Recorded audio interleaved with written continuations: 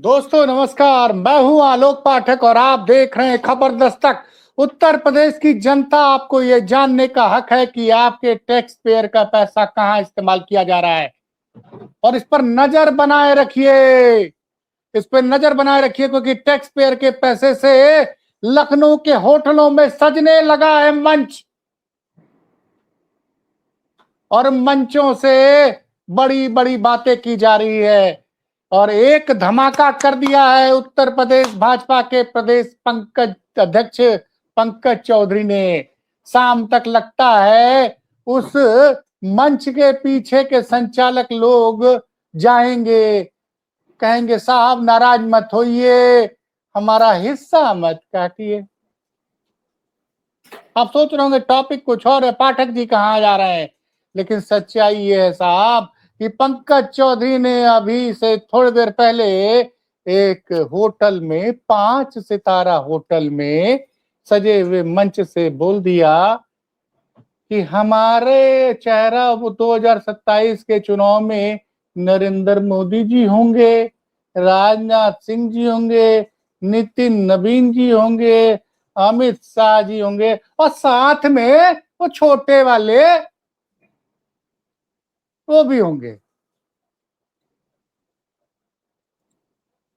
लेकिन इस पर अब कोई डिबेट नहीं होगी। खैर, ये सोशल मीडिया का जमाना है, आप अपने प्रायोजित मंचों पर अपना गुणगान कराते रहिए। लेकिन आज सुबह एक्स ने अपने एआई पर उत्तर प्रदेश की जनता के मूड का सच चंद लाइनों में रख दिया है। राज कपूर जी, जरा वो पंक्तियां सामने लाइए क्योंकि ये बहुत बड़ी बात एआई ने कही है। एक्स एक्स आप सब जानते होंगे, एलन मस्क की कंपनी है जो चलाती है ट्विटर। ट्विटर के नाम से आप लोग जानते हैं, जिसको बेक्स कहा जाता है। उसने उसने एक डिटेल दे दिया है कि अभी तक के जो ट्रेंड आ रहे हैं उससे उत्तर प्रदेश में सपा और भाजपा के बीच में एकदम नेक टू नेक फाइट है। 170 से 190 के बीच का आंकड़ा समाजवादी पार्टी इंडिया गठबंधन का और योगी आदित्यनाथ का आंकड़ा 180 से 205 का। यानी बैलेंस है, एकदम बैलेंस है इस वक्त। और अमित शाह ने 2024 के बाद प्रधानमंत्री बनने को अति आतुर शख्स की बातों पे भरोसा करना बंद कर दिया। आनन फानन में तमाम फैसले लिए जा सकते हैं। हमारे साथ राजनीतिक विश्लेषक मनीष शर्मा जी को मैंने इसलिए जोड़ा है कि ये बार बार कहते हैं कि राम मंदिर का मुद्दा बनने वाला नहीं है। मनीष जी, जो आप कह रहे थे एआई तो वही आंकड़े ला रहा है और अभी तो ये जुलाई है, जनवरी के बाद असली लड़ाई है।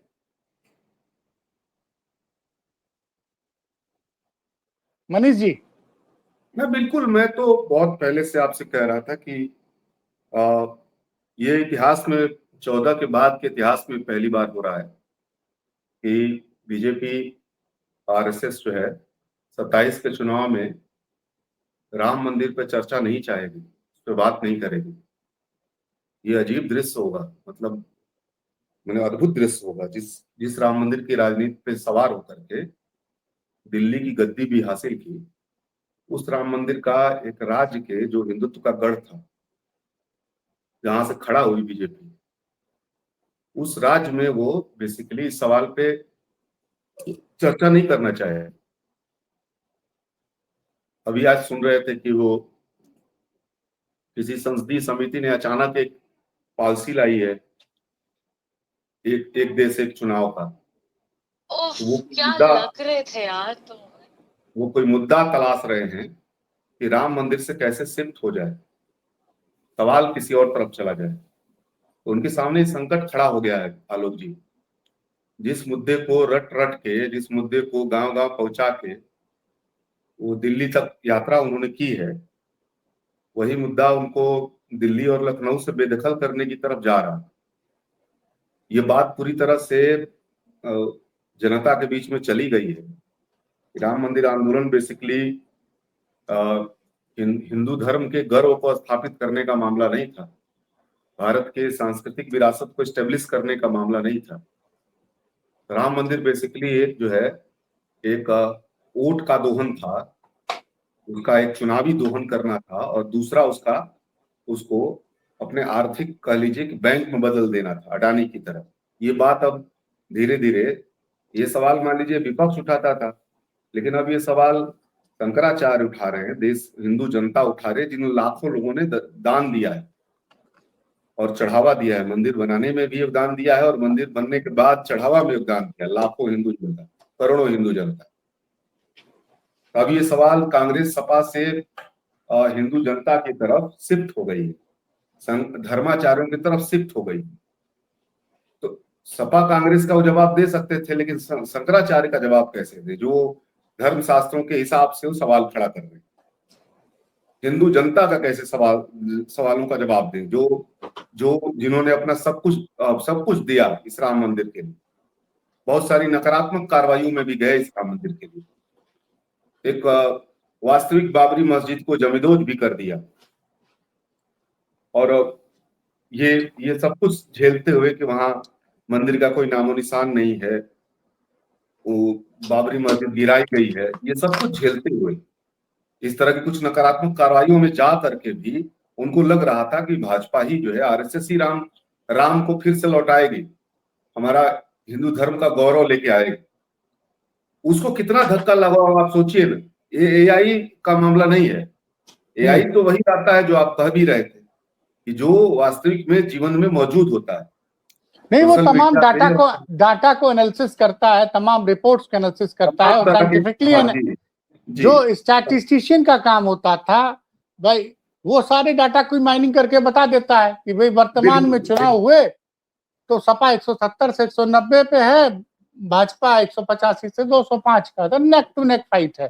यही मैं कह रहा हूँ कि उसने तो जो सोशल मीडिया पे उपलब्ध डाटा है उसमें कोई उसी का आकलन किया है, अभी उसके आकलन में थोड़ी हमको गड़बड़ी दिख रही है। अच्छा, आपको कैसी गड़बड़ी दिख रही है? क्या भाजपा का नंबर कम दे रहा है कि नहीं? हमारे आकलन में ये है कि अगर भाजपा के पास कोई नैरेटिव बचा नहीं, उसका राष्ट्रवाद बचा नहीं ट्रम्प साहब के चलते, उसका मोदी ब्रांड बचा नहीं, और जो उसका कोर इशू था हिंदुत्व राम मंदिर के जरिए, वो भी खत्म हो गया, तो वो तो भाजपा पहली बार नैरेटिव विहीन है। तो एआई ने राज मशीनरी के उपयोग का डाटा तैयार किया कि नहीं, ये भी समझना होगा। एआई ने लग रहा है राज मशीनरी को नहीं तलाशा, या उसने राज मशीनरी को इसमें अध्ययन में शामिल कर लिया कि नैरेटिव विहीन हो करके भी उसके पास एक राज मशीनरी है जिसको उसने कंट्रोल कर लिया है। वो उसको जनता से वोट लेने की जरूरत नहीं होती है, राज मशीनरी उसको वोट करवा देती है। तो क्या एआई के अध्ययन को कैसे देखा जाए? क्या उसने इस राज मशीनरी को भी इसमें जोड़ लिया क्या बीजेपी के पक्ष में? नहीं, मेरी बात सुनिए, मेरे पास एक डाटा अवेलेबल है, जो रिपोर्ट है पब्लिक डोमेन में। एक सर्वे में पूछा गया कि राम मंदिर आरोप सिद्ध होते हैं, इस मामले में अगर आरोप सिद्ध होते हैं तो यूपी सरकार में आपकी राय बिगड़ेगी। तो 49% लोगों ने कहा कि जी हाँ, हमारी राय बिगड़ेगी। तो पहली बात तो यह है कि 49% लोग बोल रहे हैं कि राम मंदिर में अगर आरोप सिद्ध होते हैं चोरी की चोरी हुआ, गबन हुआ है, तो 49% लोगों का मानना है कि इससे उनका राज्य सरकार के प्रति उनकी राय बिगड़ेगी। जबकि सरकार पीछा छुड़ाना चाह रही है, कि हमारा तो इस ट्रस्ट के मैनेजमेंट से कोई रोल ही नहीं है। दूसरी बात, जो एक और डाटा जो पब्लिक डोमेन में है मनीष जी, कि जब 100 लोगों से पूछा गया कि आपकी राय क्या है, तो 63 लोगों ने कहा कि बहुत गंभीर नारा है, बहुत गंभीर सवाल है। कैसे हो गया? 63% लोगों ने कहा कि भाई बहुत गंभीर सवाल है, कैसे चोरी हो गई, इतनी बहुत गंभीर लापरवाही है। और 12% लोगों ने इसे गंभीर बात कहा। मतलब 100 में 75 लोग इसको गंभीर घटना मान रहे हैं। इसीलिए लगता है योगी जी बार बार याद दिला रहे हैं वो आज जो है एक पत्रकार हैं, मुझे बड़ा अच्छा लगा, उन्होंने खुल के कहा है, मैं तो पहले दिन से कह रहा था कि ये जो हनुमानगढ़ी को लेके भ्रम फैलाया गया कि अयोध्या में हनुमानगढ़ी में नमाज पढ़ाई गई समाजवादी पार्टी की सरकार में, तो उसका मैं पहले दिन से कह रहा था कि हनुमानगढ़ी के महंत ज्ञानदास ने अपने आश्रम में वो रोजा इफ्तार की पार्टी रखी थी, उसका समाजवादी पार्टी से कोई मतलब नहीं है। लेकिन अब महंत ज्ञानदास को समाजवादी और वहां नमाज पढ़ी भी नहीं गई, तो इस तरह का दुष्प्रचार करने की जरूरत क्यों पड़ रही है? 2003 की घटना का जिक्र अब 2026 में क्यों कर रहे हैं? नहीं, इसीलिए मैं कह रहा हूं कि एआई अपने अपने रिपोर्ट देने के बाद लास्ट में कहता है, आमतौर पे आप जब पढ़ेंगे कि ये रिपोर्ट गलत भी हो सकती है, तो मैं इसलिए कह रहा हूं कि ये रिपोर्ट गलत है, ये जो नैरेटिव विहीन भाजपा है वो 100 के नीचे चली जाएगी, मैं ये कह रहा हूं आपसे। अरे वाह, आप तो मतलब एआई से भी 2 कदम आगे जा रहे हैं। एआई तो एआई के 185 से 2.5 पहुंचा रहा है, आप कह रहे हैं 100 के नीचे। एआई के निर्देश के हिसाब से मैं कह रहा हूँ, एआई खुद कहता है कि ये रिपोर्ट गलत भी हो सकता है, तो दोनों तरफ तो हो सकती है। अन्य स्रोतों से जांच करिए। आप अगर देखेंगे तो एआई बार बार ये लिखता है, वो अहंकार में नहीं रहता है कि मैं जो कहता हूं वही होगा। उसने कहा, वो कह रहा है कि भाई जो एक सोशल मीडिया पे जितनी बहस है, चर्चा है, उससे निकाल रहा हूं मैं। वो जनता के मन की बात को नहीं समझता है, जनता के मन से तो बात करता नहीं, वो सोशल मीडिया पे उपलब्ध चीजों का एनालिसिस करता है, जो आमतौर पर चुनाव विश्लेषक किया करते थे, जैसे कभी किसी दौर में या अभी के दौर में जैसे संस्थान और जैसे ये सब करते रहते हैं। तमाम जो सर्वे हैं उसका वो अध्ययन करते हैं, उससे निकालते हैं एक निष्कर्ष। लेकिन बेसिकली जनता का जो डायरेक्टली इस दौर में जो बदलाव हुआ है कि अब आप सोचिए कि अगर जो हिंदू जनता है, मान लीजिए मैं हिंदू जनता हूं, मान तो मैं किस लिए वोट करता था भाजपा को? इसलिए वोट करता था कि मोदी जैसा एक आदमी आया है जो राष्ट्र को बचाएगा, राष्ट्र का गौरव वापस लाएगा, दुनिया में भारत का नाम करेगा, दुनिया में भारत को विश्व गुरु बनाएगा। अभी क्या हो रहा है? ट्रंप क्या कर रहे हैं? ट्रंप कह रहे हैं ईरान से रिश्ता खत्म करो, खत्म कर दिया। रसिया से रिश्ता खत्म करो, खत्म कर दिया। मेरा $500 बिलियन का माल लो, लेना पड़ेगा। तुम्हारा माल आएगा 0 टैक्स लगेगा, हमारा माल आएगा 18% लगेगा। अभी क्या चल रहा है? तो वो हिंदू जनता जिसने मोदी जी से ये सोचा था, जो ट्रंप बोल रहा है 100 बार की मैंने सीज फायर करवाया, मोदी ने एक बयान नहीं दिया उसके विरुद्ध। कहा मोदी जी की राजनीति चाहूंगा तो खत्म कर दूंगा, मोदी जी ने कुछ नहीं बोला इस पे। अब मान लीजिए वो हिंदू जनता, वो जो मोदी समर्थक है, जो भारत को विश्व गुरु बनाना चाहता है और भारत को एक तरह वैश्विक नेता बनाना चाहता है, वो देख रहा है कितना देश घूमा है मोदी जी, और पाकिस्तान से जब एक छोटा सा युद्ध हुआ उस समय इतना घूमने के बाद भी एक देश नहीं खड़ा हुआ हमारे साथ, रसिया तक नहीं खुल के खड़ा हुआ। अब मान लीजिए वो देखेगा कि जिस राम मंदिर को लेकर के ही राजनीति में आए थे, वो जो है उसका न केवल वो उसका राजनीतिक इस्तेमाल किया, बल्कि उसका आर्थिक लूट भी किया हुआ इनके सरकार में, डबल इंजन के सरकार में। अब बताइए वो किस मुंह से वोट मांगेंगे उस हिंदू जनता से? क्यों देगा? मोदी ब्रांड जो था, इसीलिए ये सारे मुद्दे मरे हैं, तो मोदी ब्रांड बिकना बंद हो गया। अब एकमात्र सहारा राज मशीनरी है। जनता ने तो सवाल खड़े कर दिए। देखिए, शंकराचार्य अभी ये केवल सपा कांग्रेस का मसला नहीं, अभी सवाल धर्म क्षेत्र में चला गया है कि भाजपा ने हिंदू धर्म के पर कब्जा कर लिया, उसके मंदिरों पर कब्जा कर लिया, उसके अनुयायियों को हिंसक बनाया, नफरती बनाया, दूसरे धर्म को मार करके जिंदा रहना बताया। ये बात चली गई दुनिया भर में, हिंदू धर्म की बदनामी हुई मोदी के चलते। अब ये बात तो 180 डिग्री उलट गई। तो मैं इसीलिए कह रहा हूं कि 100 के नीचे आना है। अगर ये राज मशीनरी का जो सवाल है उसको अगर माइनस करके आप सोचे, मान लीजिए जिसको माइनस करना मुश्किल है, तो 100 के नीचे आएंगे। अब कैसे संभव है? अभी तो बड़े ट्रांसफर पर हो रहे हैं, 350 के करीब जो है ट्रांसफर हुए हैं। एडीएम लेवल, एसडीएम लेवल का सोचिए, इतना बड़ा उलटफेर 350 एसडीएम, 70-75 जिले, मतलब हर जिले के 4-5 एसडीएम एडीएम को उठा के इधर उधर किया गया है। और पुलिस कप्तानों की भी कोई लिस्ट आने वाली है, सुन रहे हैं। और इसी बीच ये लोग एक विभाग के मुखिया को लेके बड़े सशंकित हैं। मैं नाम नहीं खोलूंगा एक विभाग के मुखिया को लेके, क्योंकि उस विभाग के मुखिया के, बहुत महत्वपूर्ण विभाग है उत्तर प्रदेश सरकार का, उस विभाग के मुखिया के सबसे बहुत अच्छे प्रोफेशनल रिलेशन है, जो एक आईपीएस आईएएस अधिकारी के होने चाहिए। मतलब वो ऐसे टाइम पे वही करेगा जो न्याय मतलब वो शायद फेवर ना करे चुनाव के समय। तो सुनने में आया है कि हो सकता है आप इसको देखिए ना कि हरियाणा चुनाव को लूटा गया, महाराष्ट्र चुनाव को लूटा गया, बंगाल में तो खुलेआम लूटा गया। बंगाल में सुप्रीम कोर्ट को भी शामिल कर लिया, ज्ञानेश कुमार ही नहीं शामिल हुए, सुप्रीम कोर्ट को भी शामिल कर लिया। अभी राम मंदिर के सवाल पे जिस सुप्रीम कोर्ट की निगरानी में ये सारी चीजें बनी, उसने अभी तक स्वतः संज्ञान नहीं लिया। सरकार को बचाने में लगा है, याचिकाकर्ताओं को जाना पड़ रहा है, एसआईआर की तरह सुनवाई पे सुनवाई करता रहेगा। तो सवाल यही है कि बंगाल मॉडल को क्या उत्तर प्रदेश में लागू करने की तैयारी हो रही है, ये सवाल है। नहीं, मुद्दे से भटकाने की कोशिश की जा रही है इस वक्त। सरकार, जनता पूछ रही है कि भैया ये पेपर लीक, मान लीजिए 1000 लोग ही हैं जंतर मंतर पे, सोनम वांगचुक लगातार धरना प्रदर्शन कर रहे हैं, 1000 लोग हैं, लेकिन पेपर लीक तो इस देश की सबसे बड़ी घटना है।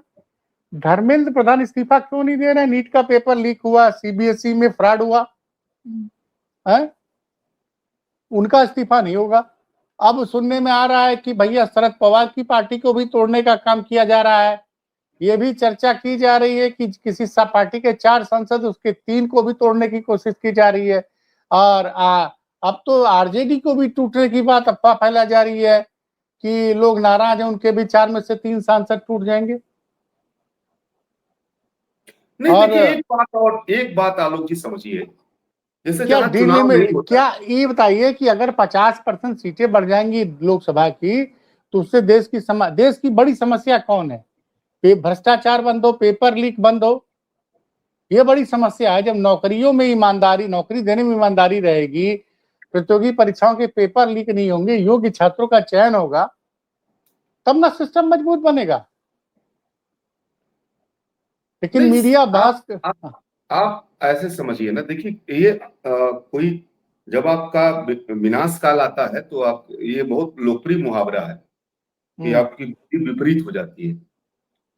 जैसे मान लीजिए जहां चुनाव नहीं होता है, जिस देश में चुनाव नहीं होता, वहां कोई तानाशाही की सरकार है, वहां भी तानाशाही पॉलिटिक्स विहीन होकर के नहीं चलाई जाती है, केवल दमन के बल पे नहीं चलाई जाती है। राजनीतिक रूप से वहां के बड़े हिस्से को संतुष्ट करने की कोशिश होती है। नहीं तो वहां तुरंत अगर वो केवल दमन के बल पे चलेगी तो बहुत जल्दी वहां बगावत हो जाता है। तो वहां पे पॉलिटिक्स होती है, केवल राज मशीनरी का इस्तेमाल नहीं होता। भारत में पहली बार ये हो रहा है 2024 के बाद कि राजनीति जीरो हो गई है बीजेपी के पास, आरएसएस के पास, पॉलिटिक्स जीरो। उसका सब नैरेटिव, उसके तर्कस में जितना तीर थे सब ध्वस्त हो गए।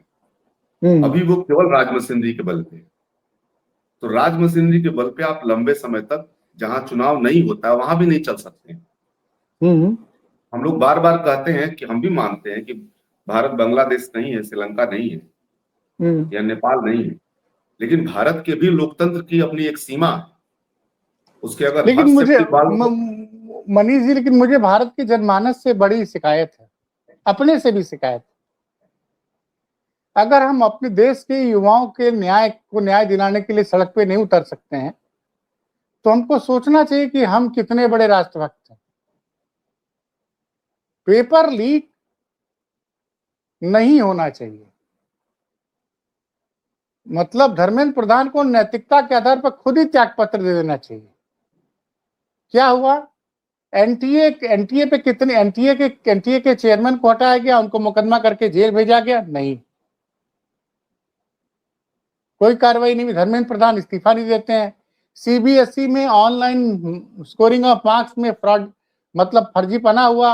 एक ऐसी कंपनी को ठेका दे दिया गया उसको टेंडर देने के लिए 3 बार शर्तें बदली गई ताकि उस कंपनी को ठेका दिया जा सका, और वो कंपनी बैन है, देश के 3 राज्यों में बैन है, तेलंगाना में और कहां, जो बैन कंपनी, और आपने टीसीएस को काम नहीं दिया।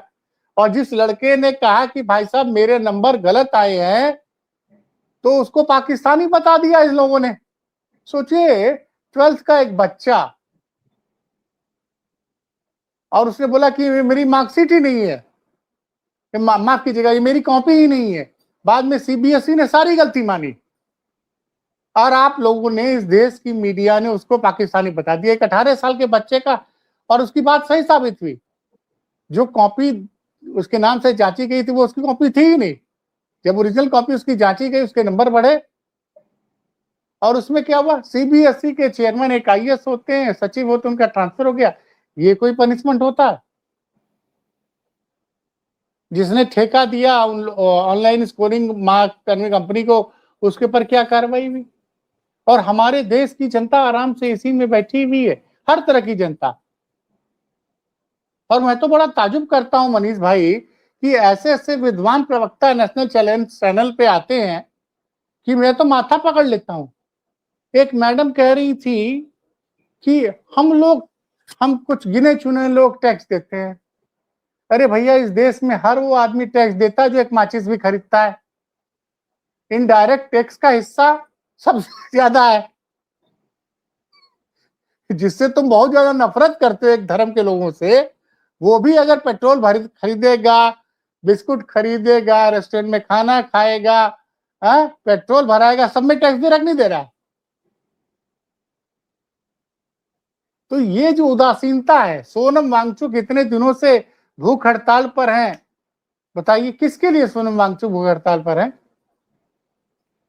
नहीं, देखिए, मेरा ये एनालॉजी ना कि इसको हम लोग बहुत उदासीनता की तरह नहीं देखना चाहिए। बेसिकली मैं यही कह रहा हूं आपसे कि एक क्या बोलते हैं, वो 14 के बाद एक खास तरह की उम्मीद जुड़ी थी इस सरकार के साथ, और अभी के दौर में आकर के, ये 24 के बाद से आकर के 26 तक आते आते उस जनमानस को बहुत बड़ा झटका लगा है। वो शॉक है, एकदम शॉक है। वो अभी समझ नहीं पा रहा है क्या किया जाए। वो कोशिश कर रहा है कि शॉक से बाहर निकलने का, तो उसमें छोटा छोटा दायरा बाहर निकल रहा है अपने अपने तरीके से। लेकिन अभी जो उसका एक और संकट है, वो विपक्ष को अभी उस रोल में नहीं देख रहा है। अभी जो जो जितना बड़ा उसको झटका लगा है, उस तरह के किसी आंदोलन को विपक्ष द्वारा खड़ा करते हुए वो नहीं देख रहा। उसको शॉकिंग तो है, शॉक है, और वो जो जो चरम रिश्ता बनाया था आरएसएस बीजेपी से, वो चरम घृणा में चला गया है। लेकिन उसको अभी ये नहीं समझ में आ रहा है, बेसिकली सोसाइटी में कोई ऐसी पॉलिटिकल फॉर्मेशन आप उसको उस तरह से नहीं दिख रही है अभी कि जो उसके इस गुस्से को ठीक ढंग से संगठित तरीके से नेतृत्व करे। यहाँ संकट है, जनता में संकट नहीं। मेरा ये मानना है, मैं कभी भी जनता में संकट नहीं देखता हूं। मैं देखता हूं कि जो पॉलिटिकल सोशल फॉर्मेशन है उसमें कोई वैकल्पिक बात है कि नहीं। मैं इसीलिए आपसे कह रहा था कि अगर ये वैकल्पिक बात विपक्ष नहीं दे पाएगा, मैं इसीलिए कह रहा था कि बांग्लादेश नहीं है, श्रीलंका नहीं है, नेपाल नहीं है, लेकिन भारत के लोकतंत्र की भी एक सीमा है। अगर विपक्ष, ये जो चरम गुस्सा है, इस विपक्ष को संगठित दिशा में नहीं ले जाएगा, विपक्ष संगठित दिशा में बोल रहा हूं, वो अगर नहीं ले जाएगा तो एनआरकी की तरफ चीजें जाएंगी, वो जाएंगी। देखिएगा, ये यहाँ ये अपने तरीके से जाएंगी। ये बांग्लादेश की तरह नहीं होगी, ये नेपाल की तरह नहीं होगी, ये श्रीलंका की तरह। वो तो हमने तमिलनाडु में हमने वोट के हिसाब से तमिलनाडु में एक हिस्सा आया और उसने उसको संगठित दिशा दे दिया। मेरी बात समझिएगा, उसने एक संगठित दिशा दे दी, नहीं तो वो वहां अराजकता की तरफ भी बढ़ सकती थी। तो समूचे विपक्ष को सोचना है कि हमारा संकट है, जनता का संकट नहीं है।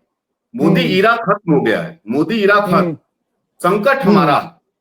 हम इसको आज इस मोदी ईरा से मोहभंग के बाद का जो सिचुएशन है उसको हम एड्रेस नहीं ठीक से कर पा रहे हैं। ये विपक्ष को सोचना है। जनता को बोलने से बात नहीं बनेगी आलोक जी। अच्छा, एक बात बताइए कि ये एक बीजेपी बहुत ज्यादा जश्न मना रही है ममता बनर्जी की हार के बाद, बहुत ज्यादा जश्न मना रही है। क्या आपको नहीं लगता कि अगर विपक्ष वहां एकजुट होकर चुनाव लड़ता तो ममता बनर्जी को हरा पाना मुश्किल था? नहीं, यही तो मैं कह रहा हूं आपसे, यही तो मैं आपसे कह रहा हूं कि अभी यहाँ यूपी में भी झगड़ा शुरू हो गया है। यही तो मैं कह रहा हूं, यहाँ कांग्रेस और सपा के बहुत सारे नेता बयान देने लगे, खास करके कांग्रेस के नेता कुछ बयान देने लगे हैं। बहुत उनको स्वाभिमान और सम्मान याद आने लगा उत्तर प्रदेश में। मैं यही तो कह रहा हूं, यहाँ भी अभी अब तक जो बिहार में क्या हुआ, बिहार में ये हुआ कि एक यात्रा निकली SIR को लेकर के, और उसके बाद 2 महीना 3 महीना राहुल गांधी जी बिहार में गए ही नहीं, अचानक ठप हो गया। किस लिए चले गए? क्योंकि उनकी पार्टी तैयार नहीं थी कि तेजस्वी को मुख्यमंत्री का कैंडिडेट घोषित किया जाए, तो तेजस्वी भी घर में बैठ गए। उसके बाद सोनिया गांधी ने एक नेता को भेजा वहां समझौता कराने के लिए। तब तक राजनीति इन लोगों के हाथ से फिसल गई थी। अभी मैं फिर देख रहा हूं सपा और कांग्रेस के बीच उत्तर प्रदेश में झगड़ा होते हुए। तो ये जब चुनाव नजदीक आएगा तब तक इनका झगड़ा चलता रहेगा, तो कैसे मुकाबला करेंगे? अरे इमरान मसूद का जिस दिन आपके जो भी तनाव है, आपके जो भी तनाव है आपस के, उसको समय रहते हल करिए, और उसको पब्लिक फोरम पे मत लाइए। अब वो आपके बयान से तो पब्लिक फोरम पे जा रहा है, गोदी मीडिया को मौका मिल रहा है। ये अभी इमरान मसूद ने एक बयान दिया, अभी 2-3 दिन से वो चर्चा में। अरे उसी बयान में फिर आग में घी डालने का काम किया अजय राय ने। अजय राय कह रहे हैं कि कांग्रेस के हमारे समर्पित सांसद हैं, हम हमेशा कांग्रेस को मजबूत करने का काम करते हैं। तो अब समझ लीजिए आप, तो ये जो जनता का मोहभंग है एक तरफ इस मोदी इरा से, और उस मोहभंग को ठीक नेतृत्व देने की स्थिति विपक्ष अभी नहीं जुटा पा रही है। 2024 में भी जनता ने कांग्रेस और सपा को समर्थन किया। कांग्रेस और सपा ने ऐसी कोई खूबी नहीं थी कि वो उसको लेके आए। आपने बिल्कुल सही पकड़ा। बीजेपी को हराने का मन जनता ने बनाया 24 में। जनता ने मोदी को हराया, बात आप सही कह रहे हैं। वो इसलिए उन्होंने चुना कि अभी किसके साथ जाया जाए कि मोदी को हराया जा सकता है। नहीं तो 400 पार आएगा तो संविधान बदल देगा, आरक्षण बदल देगा। तो जनता चली गई सपा के पास, जनता चली गई कांग्रेस के पास। ये बात सपा और कांग्रेस को समझना चाहिए कि जनता ने तय किया था। आप जनता के बीच में नहीं गए थे इस सवाल को लेकर के, बाद में आपने इसको एक्सेप्ट कर लिया। फिर कोई थर्ड जी विजय थल्लापल्ली की तरह कोई यूथ आइकन हो गया तमिलनाडु की तरह, तो वो दोनों को निपटा देगी जनता। बदल जाएगी अगर जनता को लगेगा कि ये, क्योंकि वो बहुत विपक्ष से उत्साहित नहीं है। कोई ताजा विपक्ष आ जाएगा उसके साथ चले जाएंगे। तो ये बड़ी बात है। तो लगता है कहीं निकलना है आपको, बार बार घड़ी देख रहे हैं आप। हाँ, अच्छा, एक और जगह जाना है सर। ठीक है, हम अपना डिबेट कंटिन्यू करेंगे। शर्मा जी ने समय दिया उसके लिए बहुत बहुत धन्यवाद। ओके।